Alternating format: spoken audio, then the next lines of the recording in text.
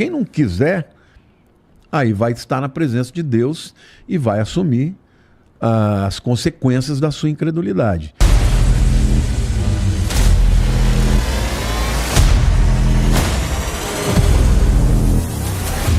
E a gente vai chegar no...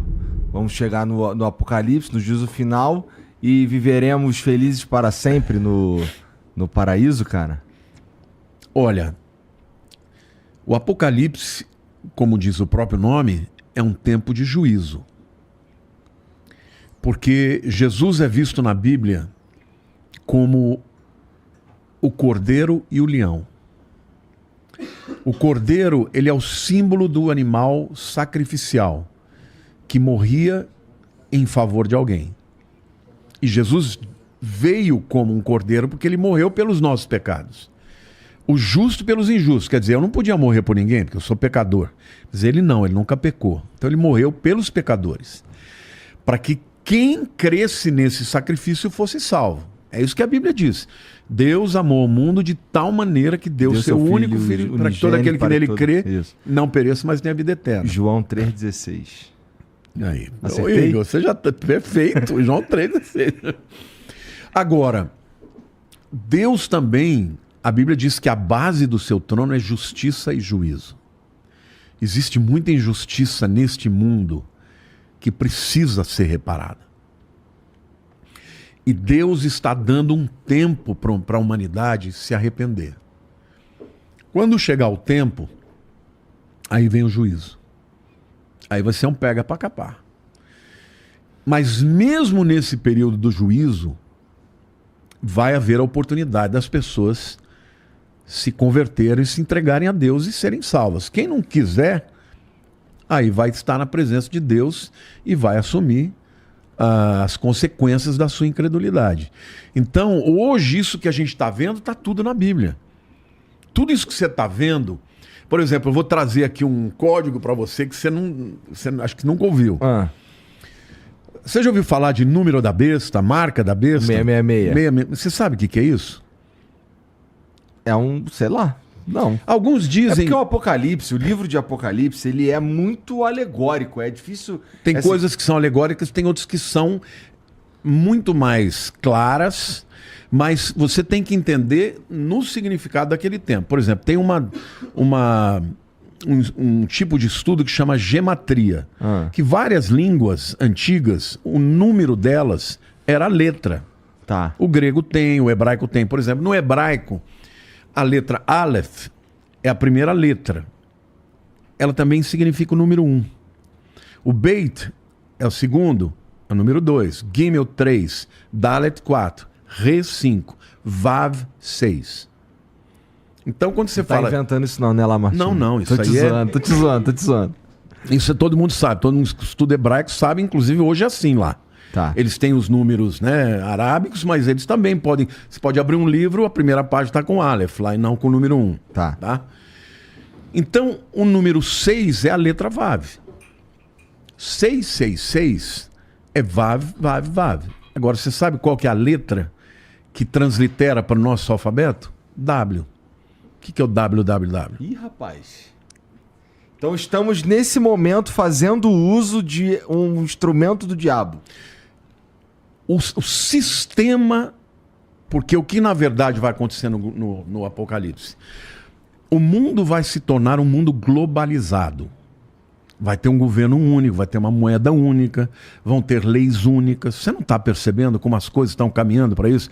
Agora, para que isso fosse operacionalizado, você tem que ter um instrumento de controle. E quem é o instrumento de controle? É a internet, é o 5G, é o Wi-Fi. Porque cada vez mais hoje está tudo sendo digitalizado. Com isso vem o controle. Hoje você entra nos Estados Unidos, tem alguns lugares como Orlando, você não precisa mais passar o passaporte. O cara bateu, botou lá a sua imagem, ele já te reconheceu. Então, esse instrumento de controle só é possível através do sistema da internet. A internet é maravilhosa, você pode usar, mas um dia vai ser utilizado para fins de controle e de dominação. Hoje, por exemplo, você já tem economistas de bancos centrais no mundo falando que tem que digitalizar a moeda, acabar com a moeda papel. Eu falo disso desde 92, meu amigo. Eu falo isso desde 92, que vai acabar a moeda, vai ser moeda única. Isso vai acontecer, porque quando você tem o dinheiro, você pegar o povo judeu, por exemplo. Ao longo da história, eles foram muito perseguidos. Como é que eles se viravam quando eles fugiam de um lugar para o outro? Eles iam com as malinhas dele, com as joias. E ouro, em qualquer lugar que você vai, vale dinheiro. Eles começavam a vida. Povo trabalhador e tal, né? Agora, cara, o dia que teu dinheiro não é mais papel, você é cancelado. Você tem e não tem. Não vai ter para onde correr. E a Bíblia fala que naquele tempo, quem não tiver essa marca não vai nem poder comprar e nem vender no supermercado. Ou seja, hoje, eu me lembro que o Guto estava até em Israel, ele foi fazer uma visita para um amigo dele, um judeu lá, cristão, numa loja, e ele estava lá batendo papo, o cara virou e falou assim: cara, eu tô doido, eu tô com medo, porque um camarada aqui, um cliente veio, comprou um produto, na hora que eu falei, como é que você quer pagar? Ele, no cartão. Ao invés de tirar o cartão, ele botou a mão assim, na máquina, a máquina leu e pagou. Ele falou, o que é isso? A mão direita, do jeito que a Bíblia diz. Agora vem o Elon Musk que está dizendo que tem que botar o chip na testa, onde a Bíblia diz. Então nós estamos entrando agora já numa seara onde claramente o mundo está se preparando para uma dominação. Você pegar o Klaus Schwab, que é o presidente do Fórum Econômico Mundial, já ouviu falar sobre isso? O grande reset? Já. Então, o que é um reset? É você pegar, dar um boot no computador e começar tudo de novo. Esses caras estão falando disso. Estão falando de um mundo, até uma agenda 2030 da ONU, de um mundo onde eles acham que para acabar com as diferenças, eles têm que acabar com a moeda, com as diferenças de câmbio. Eles estão falando disso, isso já está saindo de maneira clara. Entendeu? Você já vê reportagens em revistas importantes falando que o mundo hoje entende que tem que ter uma globalização, porque senão você nunca vai vencer as diferenças sociais. Só que hoje esses caras interferem até nos projetos que são votados nas nações. Eu, como deputado, 99% dos projetos que eram apresentados eram vindo do governo. E de onde vêm esses projetos? Muitos deles da ONU. Todos com viés, entendeu? De globalização, viés. E é assim, você vai para os Estados Unidos, vai para a Europa, vem para o Brasil, é a mesma coisa. Então, existe uma visão de preparar o mundo para um controle. E um dia, o líder desse conglomerado de nações vai ser o anticristo. Por quê? Porque o viés dele vai ser contra Deus e contra a Bíblia. Então, até esse levante contra a Bíblia se tornando cada vez mais politicamente incorreta, já é uma preparação para isso, cara. E vai acontecer. Isso é uma visão bem interessante mesmo. Nesse sentido, ouso dizer que Lamartine jamais terá um Tesla. Não tem problema com nada elétrico. Não, mas que o Tesla é do Elon Musk, né? Eu não acho que ele seja o cara, tá? Muita gente me pergunta todo dia, quem que é o anticristo? Meu Deus. Eu acho que tem alguns apóstolos do anticristo. Olha um corte bom aí pra você, os apóstolos do anticristo. Porque o que Jesus fez quando ele falou para os discípulos que eles deveriam ir para o mundo? Nossa, fudeu, porque eu sou fã do Elon Musk. Não, eu também sou fã da Tesla. Tudo isso que você tá falando aí, todas essas melhorias... Pelo amor de Deus, se me der um Tesla, eu vou adorar. Isso. Todas essas melhorias que você tá falando, de, por exemplo, biohacking, que é o cara colocar o chip na mão, não sei o quê. Eu, sem uma visão religiosa, vejo como um avanço. E se eu não me engano, e aí tu me corrige, porque você que é o expert nesse sentido. Na Bíblia, acho que em Apocalipse, diz que... pouco antes do juízo final, vou chamar assim, haverá um tempo de paz mundial, de bonança, de tranquilidade, ou seja, é pra gente evitar a paz? Não. Boa pergunta, muito boa pergunta. Tem isso mesmo lá? Tem isso mesmo. O que tem é o seguinte, que ele vai propor uma paz mundial. E todos nós devemos pregar a paz. Jesus diz, a minha paz vos dou. Esse é o rei da paz. Bem-aventurados os pacificadores. A nossa mensagem tem que ser de paz. Então a gente sempre tem que propor... Ele é o príncipe da paz. Ele é o príncipe da paz. E se eu estou falando em nome dele, eu tenho que ser pacificador, né? Jesus disse, bem-aventurados os pacificadores, né? A gente não pode ficar provocando guerra, ao contrário, nós temos que promover sempre a paz. Só que tem a falsa paz. Qual é a falsa paz? É a paz que ela vai ser, num primeiro momento, a ausência de um conflito. Eu acho que esse acordo de paz que vai dar o início à grande tribulação, porque em Daniel capítulo 9 diz que o anticristo ele vai iniciar o seu reinado com um acordo de paz com muita gente. Só que o acordo de paz dele vai ser o seguinte: o que é que prejudica a paz? Religião prejudica a paz. Então nós vamos ter que acabar com religião, porque religião é um preconceito que você tem com o outro. Então nós vamos ter uma religião que seja sincrética, que tenha um pouco de todos, mas você não vai ter liberdade de manter a sua fé do jeito que é. Entendeu? Outra coisa, é uma paz, porém vocês vão ter que se submeter a mim. Porque é isso que o livro de Apocalipse fala. E nessa hora, quem não se submeter, ele vai matar. E ou aí já dizia o grande filósofo Falcão do Rapa que paz sem voz não é paz, é medo. É isso aí.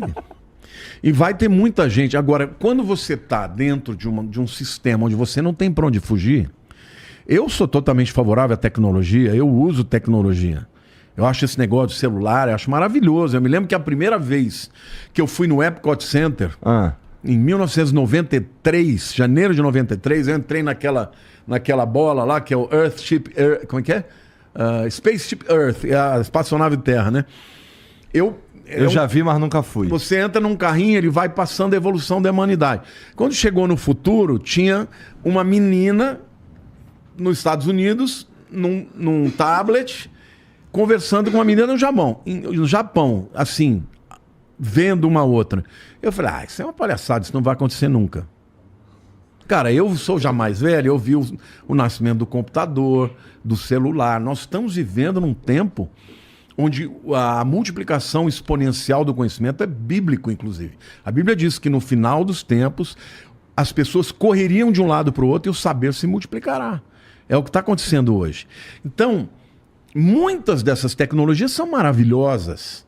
São maravilhosas, porque elas têm benefícios. Mas o problema, por exemplo, eu num livro que eu escrevi, o Apocalipse, a maior profecia do mundo, eu estudei muito numa universidade, fiz cursos livres, né? Que chama Singularity. É uma universidade só de grandes cientistas que falam de evolução, de como que o mundo vai ficar, e eles assim antecipam muito. Lá eu li a respeito de um tipo de tratamento para depressão com eletrodos com ímãs. E lá eu li que a coisa era muito boa. Mas tinha no artigo, um artigo que eu até botei no meu livro, que algumas pessoas falaram que melhoraram da depressão, mas por outro lado elas começaram a questionar os princípios de fé que eles tinham. E na época eu tinha um amigo muito querido da minha igreja que tinha depressão. Uma depressão profunda, que nenhum remédio conseguia tratar. E eu me lembro que a esposa dele, eles eram muito próximos da gente, falou assim para mim, você acha que eu devia fazer? Eu falei, eu acho. Porque ele está tão mal. E você sabe o que ele fez? Ele foi curado. 3 meses de terapia, o cara não teve mais depressão. Era químico, era um problema químico.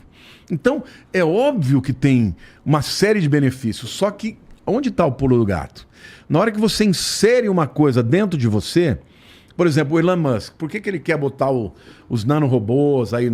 Porque ele diz que com a inteligência artificial, você não vai mais conseguir enfrentar as máquinas. Hoje em dia já tem igreja na Alemanha que o pastor é o ChatGPT. Filas indo para lá. Então, ao invés do pastor pregar, ele vai falar, fale sobre esse tema. E o ChatGPT prepara um sermão de 3, e o cara aparece lá, até com como é que chama o bonequinho lá, sei lá, o avatar, ícone, né? O avatar. Então, assim, as pessoas, ou seja, tem o lado bom? Tem, mas vamos lá. Agora, um chip que introduz dentro de você. Por exemplo, eu fui estudar isso a fundo. Hoje você tem, por exemplo, já estudos. Por exemplo, uma pessoa que é bipolar. você conhece bem o que significa, né? Essas variações de humor e tal. Existem movimentos de ondas cerebrais 15 dias antes do cara ter um surto que já dá para detectar. Então, nessa universidade, eles já diziam, no futuro, o marido vai estar em casa e ele vai receber pelo e-mail do médico dele dizendo, ó, tua mulher vai ter um surto daqui 15 dias. O cara se prepara para aquilo. Por quê? Porque uma pessoa que vive com bipolar é muito difícil, porque você tá lá na boa, de repente o cara vira um monstro e quer te matar, entendeu?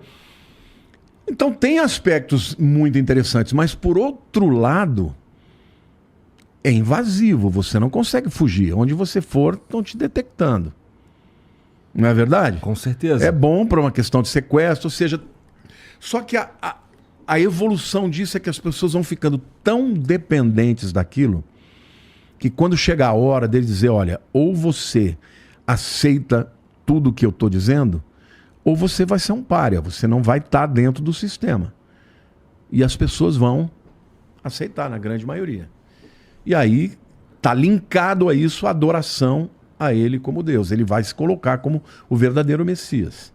Queridos, por tudo que eu disse até aqui, de antemão eu quero avisá-los que eu estou preparando uma super aula, uma nova masterclass para tratar com maior profundidade sobre o fim dos tempos. Eu quero mostrar para você como os sinais estão se cumprindo por toda a história e onde a igreja se encontra em meio aos dias que antecedem a volta do nosso Senhor Jesus Cristo. Essa super aula será gratuita, gente. E eu quero te encorajar a me seguir no Instagram, @lamartinepozella, S e 2 L's, para receber novas informações que serão disponibilizadas somente por lá. Que Deus abençoe a sua vida e continue firme na palavra do nosso Senhor Jesus.